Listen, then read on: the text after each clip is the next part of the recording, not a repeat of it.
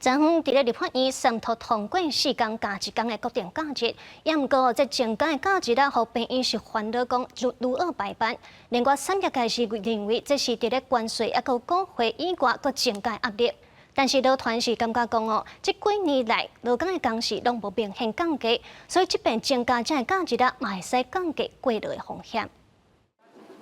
无用的医护人员，逐工代志拢做袂完，立法院通过新增加4加1天固定假日，病院管理阶层烦恼排班更加困难的问题会出现。给他足够的这个休假的这个天数的情况之下，当然对于排班来讲，就是会医护人员的排班就是会是一个比较大的一个挑战。产业界也是真艰苦，关税汇率压力国加4加1天，坦白讲，营运会受到冲击。以1天红台价，产业损失大约300亿来看，4加1天的影响是不容忽视。那你一天就差不多差了300亿嘛？那我们现在是一下子也没有讨论，也没有合理的税务率一下子就5天嘛。最近的贸易战就已经很多的无薪假或是裁员了，那么